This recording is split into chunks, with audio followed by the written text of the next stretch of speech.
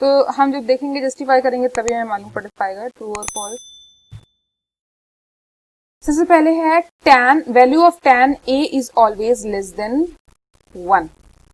अभी हम नहीं कह सकते हैं। Let's draw a triangle. हमने एक ये राइट एंगल ट्राइंगल ड्रॉ कर लिया है। राइट एंगल ट्राइंगल में इसे हम a लेट कर लेते हैं। Okay, this is b and this is c। तो जो tan a है वो हमेशा 1 से लेस होता है। tan a हमारा होता है perpendicular over base is less than 1।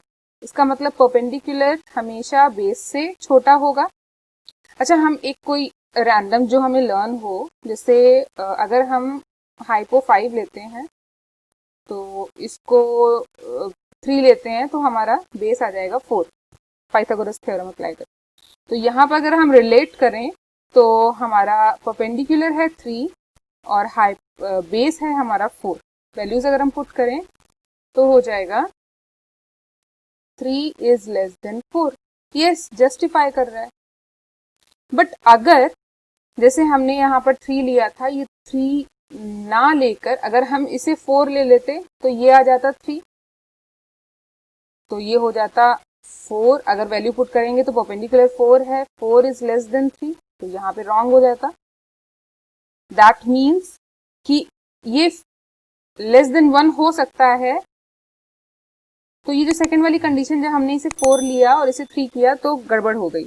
इसका मतलब जो स्टेटमेंट हमारा है, स्टेटमेंट में एक वर्ड है ऑलवेज, इस ऑलवेज की वजह से ये फॉल्स हो जाएगा। अगर क्वेश्चन आपका इस तरह से आता the value of tan a may be less than 1, could be less than 1, तो आपका ट्रू होता।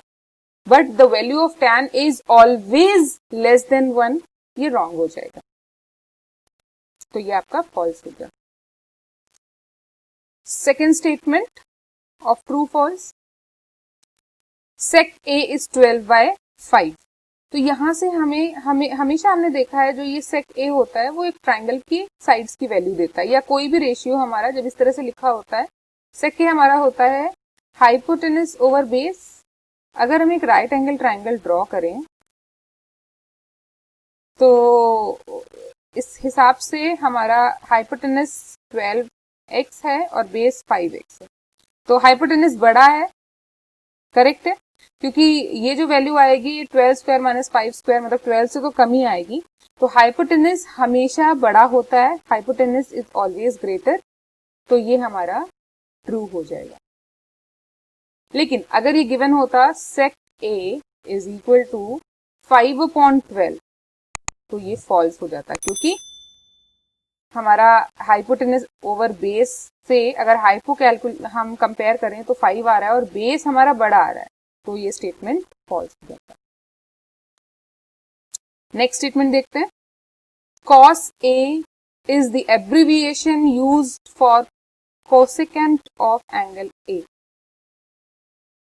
अगर आपने कॉन्सेप्ट लर्निंग में पढ़ा होगा, कॉन्सेप्चुअल वीडियो देखी होगी, तो आपको पता होगा जो cos a होता है वो एब्रीविएशन होता है कोसाइन a का, और कॉसेकेंट का क्या होता है, कॉसेक।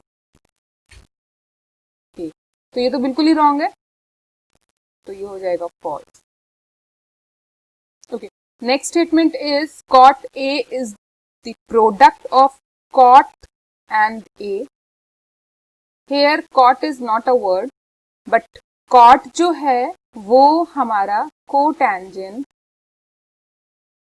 होता है ऑफ एंगल a का। कॉट और a का कोई मल्टीप्लिकेशन, कोई प्रोडक्ट नहीं है, ये एंगल a का कोटेंजेंट है, तो ये हमारा स्टेटमेंट फॉल्स हो जाता है। लास्ट जो स्टेटमेंट हमारे पास है वो है साइन थीटा 4/3 है for some angle theta. Sine theta हमारा होता है परपेंडिकुलर ओवर हाइपो, तो यहाँ पर ये 4/3 के इक्वल है। हाइपो हमारा परपेंडिकुलर से छोटा है, यही तो शो कर रहा है कि hypo is less than perpendicular. जो कि कम्प्लीटली रॉन्ग है। हाइपोटेनस हमेशा हमारा बड़ा होता है दूसरी साइड से, तो ये स्टेटमेंट हमारा फॉल्स हो जाएगा।